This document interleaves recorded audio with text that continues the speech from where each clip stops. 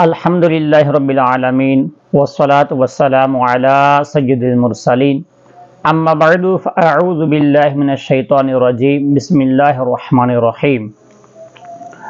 حضرت سیدنا ابو درداء رضی اللہ تعالی عنہ سے روایت ہے کہ شفیع المذنبین رحمت للعالمین صلی اللہ علیہ وآلہ وسلم کا ارشاد دل نشین ہے، جس نے مجھ پر صبح و شام 10 مرتبہ درود پاک پڑھا وہ قیامت کے دن میری شفاعت کو پائے گا۔ تو ہمیں درود پاک کی کثرت کرنی چاہیے، زیادہ سے زیادہ درود پاک پڑھنا چاہیے۔ پیارے اسلامی بھائیو، رمضان المبارک کی برکتوں کے تو کیا ہی کہنے ہیں، یوں تو اس کی ہر گھڑی رحمت بھری ہے اور ہر گھڑی بڑی برکتوں والی ہے، مگر اس ماہ محترم میں شب قدر سب سے زیادہ اہمیت کی حامل ہے۔ اسے پانے کے لیے ہمارے پیارے آقا صلی اللہ علیہ وآلہ وسلم نے ماہ رمضان المبارک کا پورا مہینہ بھی اعتکاف فرمایا ہے اور آخری 10 دن کا بہت زیادہ اہتمام فرماتے تھے، یہاں تک کہ ایک بار کسی خاص عذر کے تحت آپ صلی اللہ علیہ وآلہ وسلم رمضان المبارک میں اعتکاف نہ کر سکے تو شوال المکرم کے آخری عشرہ میں اعتکاف فرمایا۔ اسی طرح ایک مرتبہ سفر کی وجہ سے آپ صلی اللہ علیہ وآلہ وسلم کا اعتکاف رہ گیا تو اگلے رمضان شریف میں 20 دن کا اعتکاف فرمایا۔ اعتکاف پرانی عبادت ہے، پچھلی امتوں میں بھی اعتکاف کی عبادت موجود تھی، چنانچہ پارہ نمبر 1 سورۃ البقرہ کی آیت نمبر 125 میں اللہ تبارک و تعالی ارشاد فرماتا ہے وَعَهِدْنَا إِلَىٰ إِبْرَاهِيمَ وَإِسْمَاعِيلَ أَن طَهِّرَا بَيْتِيَ لِلطَّائِفِينَ وَالْعَاكِفِينَ وَالرُّكَّعِ السُّجُودِ۔ ترجمہ کنز الایمان۔ اور ہم نے تاکید فرمائی ابراہیم و اسماعیل علیہ السلام کو کہ میرا گھر خوب ستھرا کرو طواف والوں اور اعتکاف والوں اور رکوع سجود والوں کے لیے۔ پیارے آقا صلی اللہ علیہ وسلم کا یہ معمول ہو گیا کہ ہر رمضان شریف کی عشرہ آخرات یعنی آخری 10 دن کا اعتکاف فرمایا کرتے اور اسی سنت کریمہ کو زندہ رکھتے ہوئے امہات المؤمنین رضی اللہ تعالی عنہن بھی اعتکاف فرماتی رہیں، چنانچہ ام المؤمنین حضرت عائشہ صدیقہ رضی اللہ تعالی عنہ فرماتی ہیں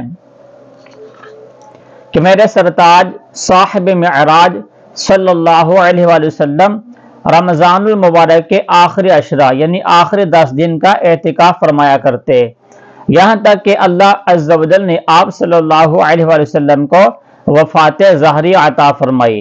پھر آپ صلی اللہ علیہ وآلہ وسلم کے بعد آپ صلی اللہ علیہ وسلم کی ازواج مطہرات رضی اللہ تعالی عنہن اعتکاف کرتی رہیں۔ پیارے اسلامی بھائیوں اور اسلامی بہنوں، یوں تو اعتکاف کے بے شمار فضائل ہیں، مگر اس شاخ کے لیے تو اتنا ہی کافی ہے کہ آخری عشرہ کا اعتکاف سنت ہے۔ یہ تصور ہی ذوق افزا ہے کہ ہمارے پیارے سرکار مدینے کے تاجدار صلی اللہ علیہ وسلم کی ایک پیاری پیاری سنت ادا کر رہے ہیں۔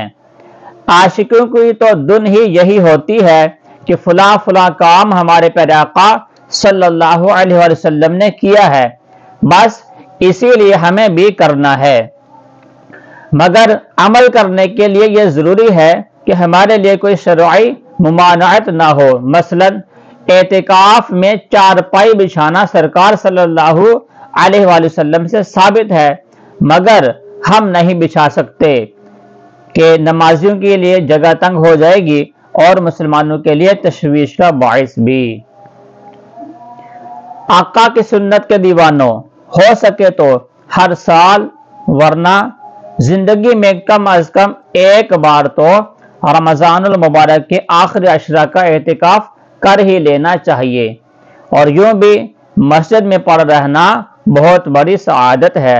اور معتکف کی تو کیا بات ہے کہ رضا الہی پانے کے لیے اپنے آپ کو تمام مشاغل سے فارغ کر کے مسجد میں ڈیرے ڈال دیتا ہے۔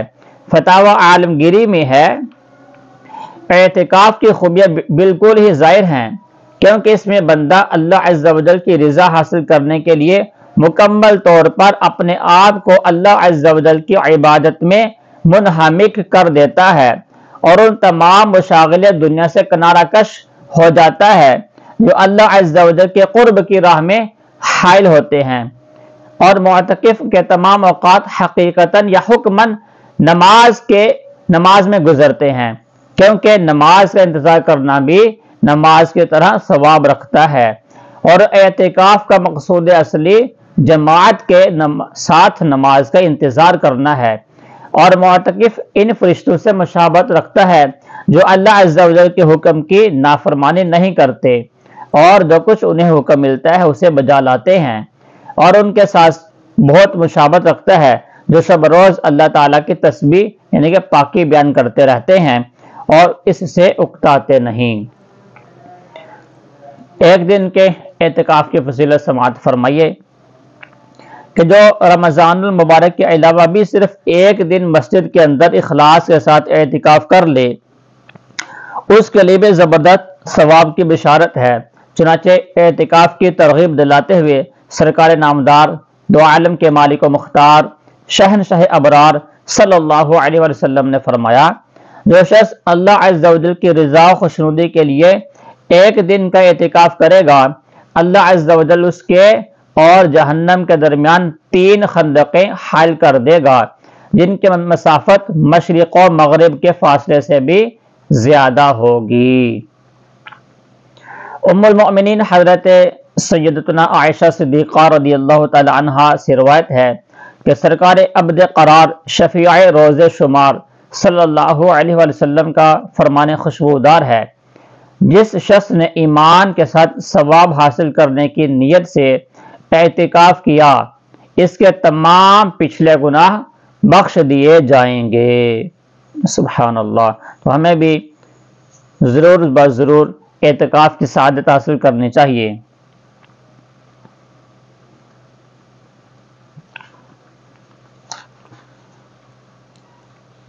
امیر المؤمنین حضرت مولا کائنات علی المرتضی شیر خدا کرم اللہ تعالی وجہہ الکریم سے روایت ہے کہ پیارے آقا صلی اللہ علیہ وسلم کا فرمان خوشنما ہے، جس نے رمضان المبارک میں 10 دن کا اعتکاف کر لیا، وہ ایسا ہے جیسے 2 حج اور 2 عمرے کیے۔ تو سبحان اللہ، دیکھیں اعتکاف کرنے سے 2 حج اور 2 عمروں کا ثواب مل رہا ہے، تو اتنی پیاری فضیلت کو ضائع نہیں کرنا چاہیے۔ تو ضرور ہمیں اعتکاف کی سعادت حاصل کر لینی چاہیے۔ ایک اور بہت بڑی اعتکاف کی جو بہار ہے، اعتکاف کا جو ثواب ہے وہ سنیے۔ حضرت سیدنا عبداللہ بن عباس رضی اللہ تعالی عنہما سے روایت ہے کہ سلطان ذیشان رحمت عالمیان صلی اللہ علیہ وسلم کا فرمان تحفظ نشان ہے، اعتکاف کرنے والا گناہوں سے بچا رہتا ہے اور اس کے لیے تمام نیکیاں لکھی جاتی ہیں جیسے ان کے کرنے والے کے لیے ہوتی ہیں۔ سبحان اللہ۔ اعتکاف کا ایک بہت بڑا فائدہ یہ بھی ہے کہ جتنے دن مسلمان اعتکاف میں رہے گا گناہوں سے بچا رہے گا، اور جو گناہ وہ باہر رہ کر کرتا تھا ان سے بھی محفوظ رہے گا۔ لیکن یہ اللہ عز و جل کی خاص رحمت ہے کہ باہر رہ کر جو نیکیاں وہ کرتا تھا، اعتکاف کی حالت میں اگرچہ وہ ان کو انجام نہ دے سکے گا، مگر پھر بھی وہ اس کے نامہ اعمال میں بدستور لکھی جاتی رہیں گی اور اسے ان کا ثواب بھی ملتا رہے گا۔ مثلا اگر کوئی اسلامی بھائی مریضوں کی عیادت کرتا تھا اور اعتکاف کی وجہ سے یہ کام نہیں کر سکا، تو وہ اس کے ثواب سے محروم نہیں ہوگا، بلکہ اس کو ایسا ہی ثواب ملتا رہے گا جیسے وہ خود اس کو انجام دیتا رہا ہو۔ سبحان اللہ۔ حضرت سیدنا حسن بصری رضی اللہ تعالی عنہ سے منقول ہے کہ معتکف کو ہر روز ایک حج کا ثواب ملتا ہے۔ سبحان اللہ۔ اب آپ اعتکاف کی تعریف سماعت فرمائیں۔ مسجد میں اللہ عز و جل کی رضا کے لیے بانیت اعتکاف ٹھہرنا اعتکاف ہے، یہ اعتکاف کی تعریف ہے۔ اس کے لیے مسلمان کا عاقل اور جنابت اور حیض و نفاس سے پاک ہونا شرط ہے، بلوغ شرط نہیں۔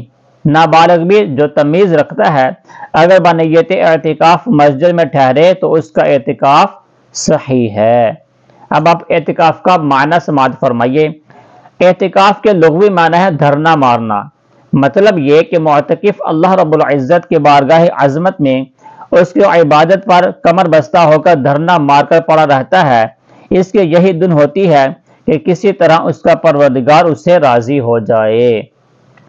تو حضرات محترم، دیکھا اپنے اعتکاف کی کتنی فضیلتیں ہیں، کتنی بہاریں ہیں، تو ہمیں ضرور بضرور اعتکاف کر لینا چاہیے۔ تو اعتکاف کی نیت کس طرح کرنی چاہیے؟